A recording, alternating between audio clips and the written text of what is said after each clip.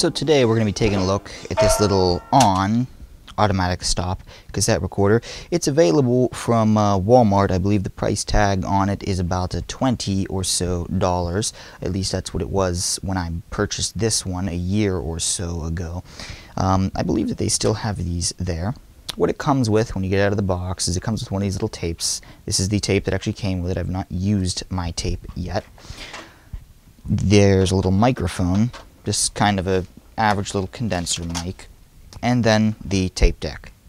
So what we're going to be doing today is we're just going to take a little overview. I'll let you hear what this deck actually sounds like, and then I'll let you know my opinions and do I recommend this tape deck. So we'll get into all that here in just a moment. Now the first thing that I'll talk about is the microphones. I say microphones, yes, there are two of them. There's this little mic here, and it's reasonable. It doesn't do a great job, but we'll hear a little bit of it later. There's also a second microphone, which we will not hear any audio of, but it's mounted in the tape deck itself. I found this microphone to be pretty unusable, though, because there's a lot of rumble from the motor inside of here when you use this, but that was pretty typical. Even of the older models. Here's an older tape deck that also has a built-in microphone, and I've found the same thing to be true with it, that the little mic in there picks up a lot of excess rumble from the motor, so you know, that's not all that unusual. Let's take a look at the features and what kind of inputs and outputs you've got. So you have a 6-volt DC in, you've got an auxiliary in, an earphone out, a remote jack, and a microphone jack. The remote is for a, you can turn the tape recorder on and off remotely from a microphone. The microphone that comes with this, though, doesn't take advantage of that capability. You also have a volume control. Here you just have your standard tape deck functions: record, play, rewind, stop, eject, and pause.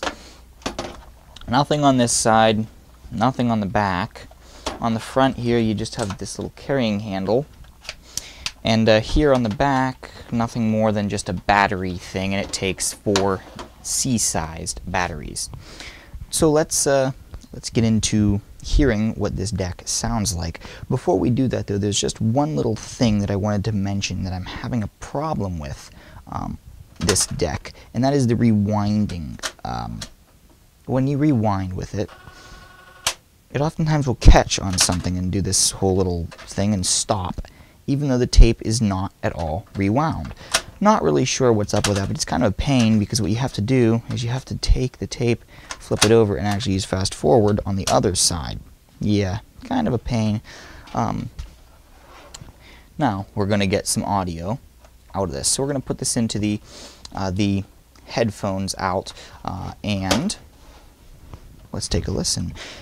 Now this is a mono cassette recorder, by the way. I forgot to mention that, which means that when you plug headphones into this, you're only going to get sound out of your left earphone. So I'm going to give you a little bit of a taste of what that actually is like, and then I will rechannel into mono, so that way you'll hear it out of both earphones. But at first, that's what it will actually sound like, is, well, in only one earphone, when you plug earphones directly into this cassette deck.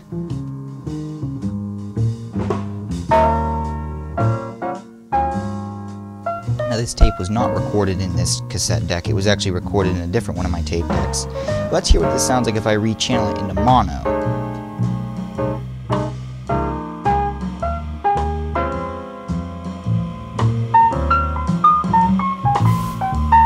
Well, definitely more listenable this way, no doubt about that, but it's still kind of a pain when you're listening to it with headphones directly in and you only get sound in your left earphone.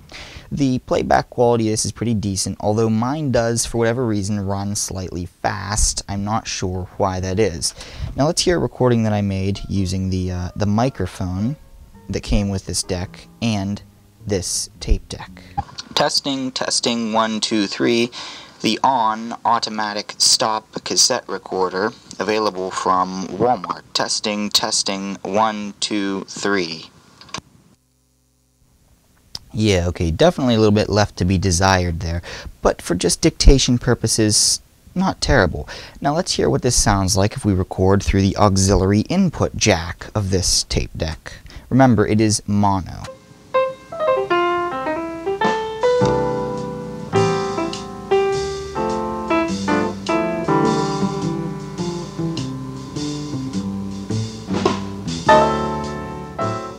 Well, it's not terrible, but it definitely leaves a lot to be desired as far as bass and low end goes, and like I said, it is in mono. So now that you've heard what this tape deck sounds like, would I recommend it? Well, it depends. Quite frankly, at its price, it's a little bit expensive to me because, well, both the tape decks this is sitting on, which are nice double deck cassette players, I bought for less than $20 both combined. However, if you're just using the cassette deck for dictation and you're looking for something that's going to be really, really simple and easy to use, yeah, I'd recommend this for you.